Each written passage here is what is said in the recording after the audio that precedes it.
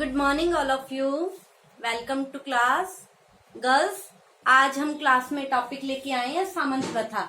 देखिए, पहले भी हम लोग इस टॉपिक पे चर्चा कर चुके हैं। देखिए, इस टॉपिक से कई बार परीक्षा में बहुत इंपॉर्टेंट छोटे छोटे क्वेश्चन पूछ लिए जाते हैं, इसलिए आज हम इस टॉपिक को एक बार फिर से रिपीट करेंगे। तो सामंत प्रथा, देखिए, मध्यकालीन राजस्थान के इतिहास की एक महत्वपूर्ण विशेषता थी सामंत प्रथा। देखिए, ये जो सामंत प्रथा थी, इस सामंत प्रथा का उदय कब हुआ था?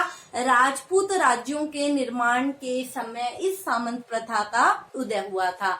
और राजस्थान की ये जो सामंत प्रथा थी, ये कुलीय परंपरा पर आधारित थी। देखिए, क्या होता था, जब राजा अपने निकट संबंधी को या राजा के लिए जब कोई व्यक्ति अच्छा कार्य कर देता था, तो राजा क्या होता था, प्रसन्न होकर, खुश होकर उस व्यक्ति को सरकारी भूमि का कुछ भाग जागीर के रूप में दे देता था। और राजा से जागीर प्राप्त करने वाला ये व्यक्ति क्या कहलाता था? सामंत कहलाता था। ठीक है, अतः सामंत किसे कहते थे? राजा से जागीर प्राप्त करने वाले व्यक्ति को क्या कहा जाता था?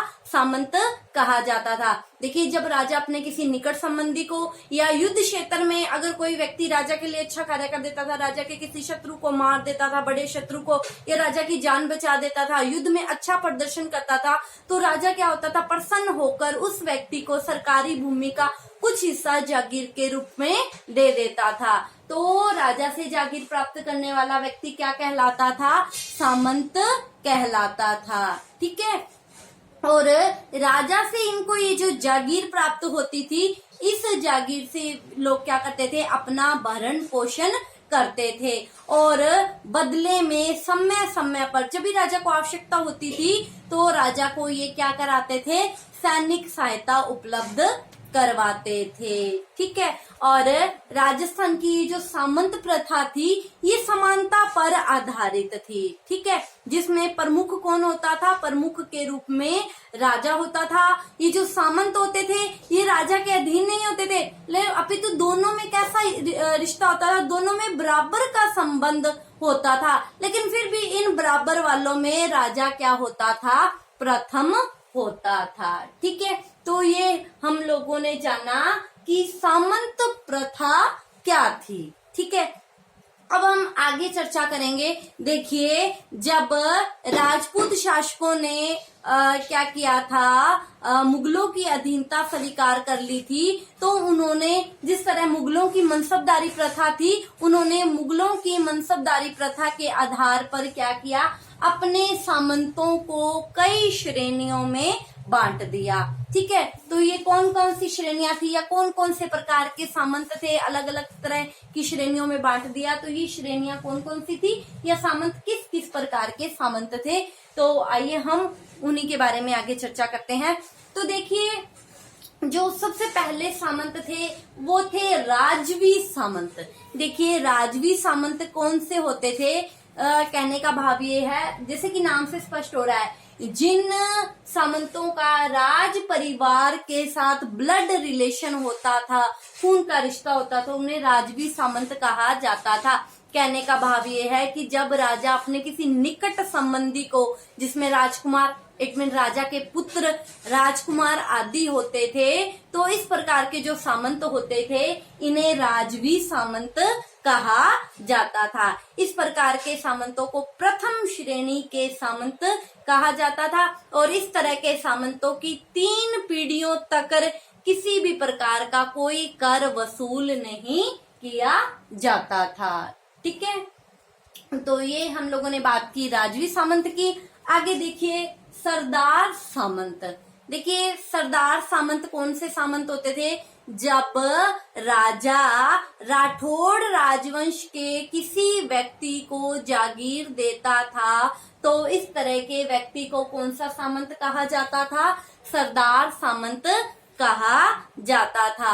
और देखिए, जब ये राठौड़ सामंत दरबार में आते थे, तो ये राजा के बिल्कुल पास या राज दरबार में हम कहें तो सबसे आगे राजा के दाएं और बाएं और बैठते थे। कहने का भाव है कि जब ये राज दरबार में आते थे, राजा का सिंहासन लगा होता था, तो राजा के पास बिल्कुल सबसे आगे दाएं और बाएं और राजा के बैठते थे। इस प्रकार के सामंतों को सरदार सामंत कहा जाता था।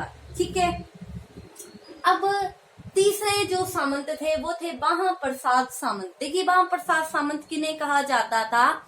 वे सामंत होते थे जो राज दरबार में जब उपस्थित होते थे, और राज दरबार में उपस्थित होकर जब राजा अपने सिंहासन बैठा होता था तो अपनी तलवार को निकालकर राजा के चरणों में रख देते थे, और राजा की अचकन को इस चीज को राजा की अचकन को क्या करते थे? ये चूमते थे। इस प्रकार के सामंतों को कौन सा सामंत कहा जाता था? महाप्रसाद सामंत कहा जाता था। ठीक है। अब देखिए अगले जो सामंत थे कुर्रब सामंत। देखिए ये जो कुर्रब सामंत का दर्जा है ये राजा की अतिरिक्त कोई खास सेवा करने पर ही मिलता था। ठीक है। अब देखिए जब कुर्रब सामंत दरबार में उपस्थित होते थे तो राजा इनका एक हाथ पकड़कर अपने सीने से लगाता था और अपना दूसरा हाथ सामंत के कंधे पर रखकर उसे आशीर्वाद देता था। इस प्रकार के सामंतों को कुर्रब सामंत कहा जाता था। ठीक है। अब हम आगे बात करेंगे गनायत सामंत। देखिए वे सामंत जिनके राज परिवार के साथ वैवाहिक संबंध होते थे उन्हें कौन से सामंत कहा जाता था? गनायत सामंत कहा जाता था। ठीक है। आगे देखिए अगले सामंत हैं ग्रासिया सामंत। देखिए ग्रासिया सामंत कौन से सामंत होते थे? वे सामंत जिन्हें राजा से प्राप्त जागीर से केवल भू राजस्व वसूल करने का अधिकार होता था। इन्हें कौन से सामंत कहा जाता था? ग्रासिया सामंत कहा जाता था। अगर ये अपने कर्तव्यों का निर्वहन पूरी निष्ठा लगन के साथ नहीं करते थे तो राजा इनसे जागीर छीनकर किसी दूसरे सामंत को दे सकता था। ठीक है। अब आगे लास्ट भूमिय सामंत। देखिए भूमिय सामंत वे सामंत होते थे जो राजकीय सेवा में क्या हो जाते थे? शहीद हो जाते थे। राजकीय सेवा में शहीद हो गए तो सामंत खुद तो क्या शहीद हो गया, तो उसके परिवार के भरण पोषण के लिए जो जागीर दी जाती थी उसे क्या कहा जाता था? भूमिय सामंत के नाम से जाना जाता था।